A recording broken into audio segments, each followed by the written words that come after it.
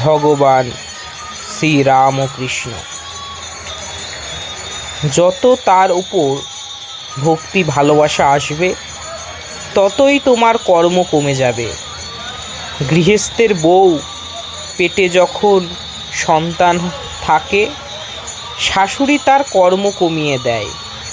যত মাস বাড়ে শাশুড়ি কর্ম কমায়। 10 মাস হলে আদপেও কর্ম করতে দেয় না, পাছে সন্তানের কোনো হানি হয়, প্রসবের কোনো ব্যাঘাত হয়।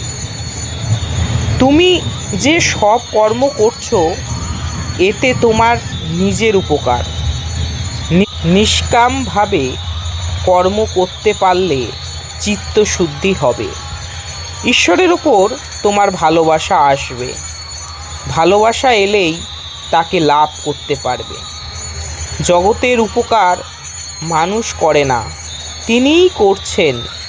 যিনি চন্দ্র সূর্য করেছেন, যিনি মা বাপের স্নেহ করেছেন, যিনি মহব্বতের ভিতর দিয়ে দয়া, যিনি সাধু ভক্তের ভিতর দিয়ে ভক্তি দিয়েছেন। যে লোক কামনা শূন্য হয়ে কর্ম করবে সে নিজেরই মঙ্গল করবে। কি অসাধারণ কথা ভগবান শ্রীরামকৃষ্ণ বলছেন।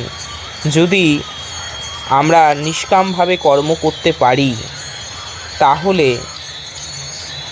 ভগবানের ওপর আমাদের ভালোবাসা ক্রমশ বাড়বে। এই ভালোবাসা তাকে পেতে আমাদের সাহায্য করবে। আমরা জপ তপ যতই করি না কেন, আসলে কথাটি হলো তার প্রতি ভালোবাসা, প্রেম। তার শ্রেষ্ঠ উদাহরণ হচ্ছে ঠাকুর শ্রীরামকৃষ্ণ।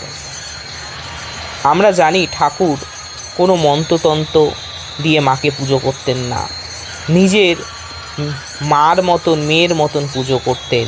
তাই তাকে লাভ, তার সাথে কেঁদেছেন, হেসেছেন, নেচেছেন, রাগ করেছেন, আবার কথাও